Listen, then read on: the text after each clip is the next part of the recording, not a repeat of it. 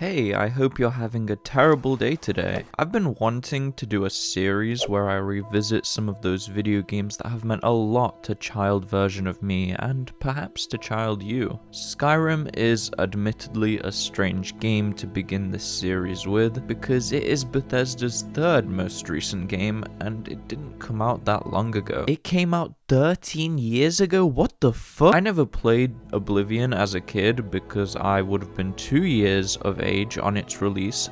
And here we are. This is it. Please stop with the pop-ups. It feels like a Windows XP with a bunch of viruses on it. So Skyrim was the introduction to Elder Scrolls that I got, which sent me on an obsessive path searching for something that could make me feel the way that Skyrim did, and still somewhat does. And before we start, I'd just like to clarify that Skyrim has a ton of negatives that I won't focus on for this video. This isn't a review of the game, this is me speaking about why I hold it so near and dear to my But before I get ahead of myself, let's start at the beginning. HELGEN. As you start a new game, you hear the sound of rickety wooden wheels rolling on a cobblestone path and the playing of melancholic woodwinds as the world slowly fades from black and you get your first glimpse of Skyrim. A thick fog blankets your surroundings, but you can make out the snow-covered spruce trees and the steep jagged mountains in the distance. And then you hear it. Hey, you. Finally awake. I just threw up in my mouth, but I can't promise that I won't be this corny again in this video. So this carriage ride to Helgen shows to me that Skyrim is a cold country, both literally and socially. I mean, you're on a carriage on the way to your execution, but those melancholic wind instruments that blow your ears might also convey mystery and maybe some hope. Skyrim is both beautiful and ugly. It's full of light, but also of racism. A lot of racism. After you create your character, say hello to Alduin, and pick which political party you prefer, you finally step out of Helgen Keep, and only then do you begin your life in Skyrim. The first time I ever stepped out into the world and saw Alduin fly above me to a distant location, that moment was so fucking magical to me, man. And then comes the walk to Riverwood. This short trip might just be as magical to me as that first step out of that annoying fucking cave. The only reason I call it that is because the Skyrim opening has been burned into my fucking skull by now. I'm getting sidetracked though. I love the walk from Helgen to Riverwood because it allows you to see a teeny tiny sneak peek at what Skyrim has to offer. You go down this winding path and you might come across these guardian stones which allow you to unofficially select what class or build you want to go for with your character. They allow you to pick between the warrior, the mage, or the thief, and I just love how Bethesda didn't just make these into a menu where you can pick your class. They integrated these mystical stones into the world and then they light up into the heavens, which might leave you with some questions. Who made these stones? Are they sending a message to the gods when you pick your class? Why did my wife take the kids, and do my kids prefer the new guy? After you pick your class, you head further down the path and end up at this beautiful little village in the middle of nowhere. It's just so serene and almost surreal. You can hear people talking, gossiping, and working. It felt alive the first time I played this game, and it still feels alive now. While the writing is nothing to brag home about, it feels a whole lot more natural than Oblivion's dialogue, that much I can guarantee you. How goes it? I've been better. I hope things get better. Bye. Now, this first half hour, maybe hour of gameplay hooked me onto the Skyrim drug hard. This felt like more than just a video game. It felt like an entirely new world brimming with possibility, and that's the next thing I want to talk about. My first time playing Skyrim felt genuinely limitless. I've played games my entire life, I was no stranger to them, but Skyrim actually felt infinite. If you'd allow me, I would like to recount one of my first and favorite memories playing Skyrim. It was a stormy night on the outskirts of Whiterun. I'm kidding, it was actually a clear day, but that's less dramatic. It was a stormy night on the outskirts of Whiterun. A young and inexperienced adventurer was exploring this new country of Skyrim that he had crossed the border into. However, the young lad made a mistake that had nearly cost him his life. He had wandered near a camp called Secunda's Kiss. Although he wasn't in the direct vicinity of the camp, he could make out the silhouettes of several men holding what appeared to be clubs. Thinking they were just primitive Neanderthals, the young adventurer raised his bow and shot an arrow at the nearest silhouette. The campers turned to the adventurer and started advancing upon him at a rapid pace. The adventurer was still not worried until they got close to him and he noticed they were about 6 feet taller than him. The adventurer was by no means a short king, but these fucking guys were like Shaquille O'Neal, and the adventurer, was like moist critical. Needless to say, I fucking ran for Riverwood. I actually ran past Riverwood because I wanted to make sure I was out of the giants' lives forever. Bearing in mind this was my very first playthrough of the game, I had just gone to Whiterun to introduce myself to the Jarl, and then left and got greeted with these fuckers, and it felt amazing. These guys were huge, and it just had me wondering what other horrors were in store for me with this game. The lore of Skyrim is deep and rich. It feels like there's history to this country, and you're just a small part of it. How you place your mark in Skyrim's history is up to you. Do you wish to become a feared Dark Brotherhood assassin, or maybe an infamous Nightingale of the Thieves Guild, a title that not many individuals have ever received? Or perhaps you just like to go down the traditional hero route and become the Dragonborn, Slayer of Alduin and Savior of Skyrim. Whichever path you pick though, you end up going from nothing to becoming a significant part of Skyrim's already established history. And speaking of history, Skyrim features many details of past events and lore which you can read about in 337 unique books scattered throughout the map. That is insane. I'll admit, I personally don't do a whole lot of reading in this game. I've got to get into that, man. You can also see the history through how each region and city looks. They all tell a different story. Whiterun's palace, Dragon's Reach, was built to house a real dragon at one point, or so the legend goes. The mining town of Markarth was built by dwarves before they went extinct, and the city features a really unique architectural style that reflects the original building. On top of that, you can find many ruins of castles or settlements throughout your adventures, all of which tell a story. Sometimes they even remain ambiguous, which I'm a huge fan of. I love being able to create my own theories of what led to a fortress's demise and who may have ruled it at one point. And that's what I mean when I say that Skyrim feels limitless, even after so many years of me returning back to it. While I've seen every bit of armor, every weapon, every enemy type, I still sometimes stumble upon a new location or a new quest that reminds me of just how expansive this world is. I want to talk about the immersion factor now. I mentioned before that Skyrim allows you to be who you want to be by joining various factions and moving up the ranks. You can pick a side in Skyrim's civil war and join the Imperials or the Stormcloaks, or maybe you fancy the Dark Brotherhood, a feared group of hired assassins, or the College of Winterhold, which is basically Skyrim Hogwarts. You can choose whether to associate with the vampires or vampire hunters, the Companions, a group of heroic mead-drinking warriors, the Thieves Guild.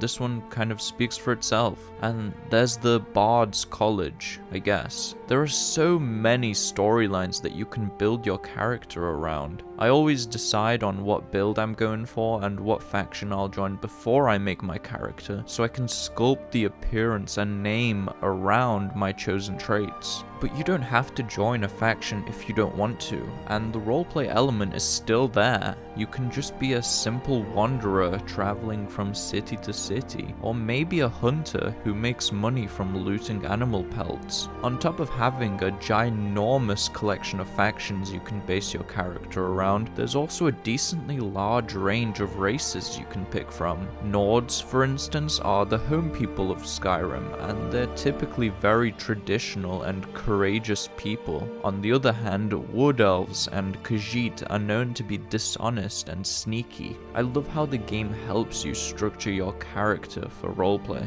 One feature that's not spoken about nearly enough is how you can enter through any door in this game, go inside any building and any room inside that building, and those interiors are just about decorated enough to make them each feel lived in or to tell a story. Also, shout out to Survival Mode, which is a new feature that Bethesda have made free to all Skyrim Special Edition owners. It just adds in hunger, sleep, temperature mechanics, just to give you that extra challenge and force you to make use of mechanics you may not normally use, such as sleeping. I'm starting to ramble a bit, but what I'm really trying to hammer home here is that you can really live in this world. This is also enhanced by the simple mechanics, such as being able to buy a house, get married, and adopt children. I love when big immersive RPGs allow you to enjoy the simple things. Like just being able to sit down on a bench is a huge luxury in the current gaming industry, with a lot of games not allowing you to do small immersive shit like that. And you can just live a normal ass life if you want in this huge medieval fantasy world, which may sound strange to some of you. Like, why would you want to roleplay as some average Joe Schmo when you could be slaying dragons and diving into dungeons? And that kinda brings me on to the next chapter. Playing Skyrim gives me very surreal feelings that I can't quite describe. One thing I can guarantee though is that some of you watching know exactly what I'm talking about. That feeling it gives me is on such a deep level that no other video game has ever given me. Even my favorite game of all time that I'd place above Skyrim, Red Dead Redemption 2, never gave me that same feeling. Apologies for the corniness, but it's like something that resonates with my soul, kind of. If I just think of the word Skyrim, I immediately manifest certain imagery in my head. I imagine being out in the open, in the fields near Whiterun, or looking up at the throat of the world. I picture looking up at the night sky and seeing a big ass nebula there, and hearing that familiar music. Although Skyrim has like a million NPCs, what I remember from that game is the moments of solitude, not the city. Just hearing my character's footsteps and the birds singing and the wind blowing me.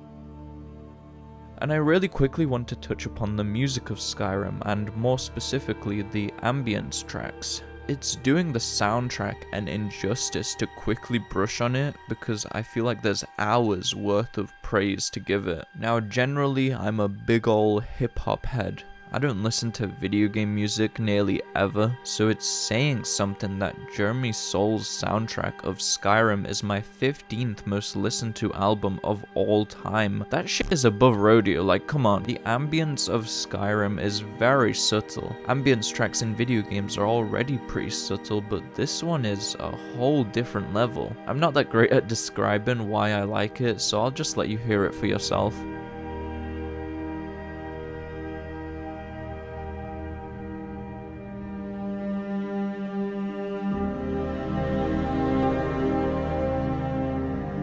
When I describe Skyrim as surreal, I guess that mainly means that it feels overly familiar. I've played and replayed a million different games, but they don't give me that same feeling of familiarity because a lot of them lack the immersion that Skyrim has. I've said this loads this video, but Skyrim kind of feels like an alternate life. not that one. Seeing enemies like Draugr and giants and mud crabs isn't frightening anymore. I'm over that, but they all feel like familiar faces. Corn warning, but I guess this game feels like an old friend.